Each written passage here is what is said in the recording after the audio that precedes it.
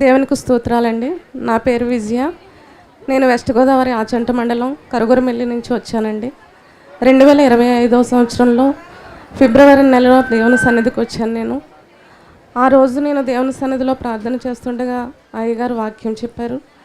వాక్యంలో ఏమని చెప్పారంటే, సంఖ్యాకాండం చెప్తూ ఇశ్రాయేలు ఐగుప్తులో ఇంతవరకు శ్రమ పొందారు, కానీ ఇక నుంచి శ్రమ పొందరు అని చెప్పారు. ఆ వాక్యం నాకే అని నేను నమ్మానండి.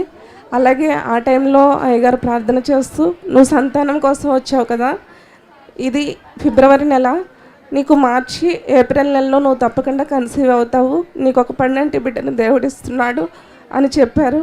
ఆ మాటను నేను నమ్మానండి. అలాగే ఆ రోజు చివరిలో అయ్యగారు ప్రార్థన చేస్తూ, మా అమ్మ ఏమన్నదంటే, అయ్యగారు ప్రార్థన చేసి మాట చెప్తారో ఆ మాట ప్రకారం దేవుడు కార్యం చేస్తాడు అని చెప్పి తీసుకొచ్చింది నన్ను ఇక్కడికి. కానీ అయ్యగారు నా మొహాన్ని ఇలా పైకెత్తి చూసి నవ్వి ముందుకు పంపించేశారు అంతే.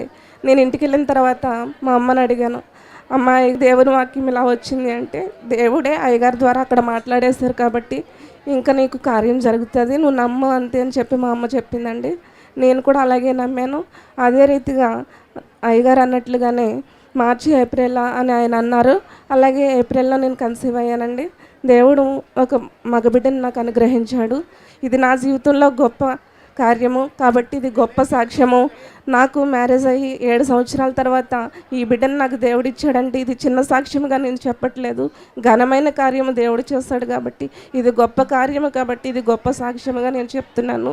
ఈ సాక్ష్యం దేవుడు దీవించునుగాక.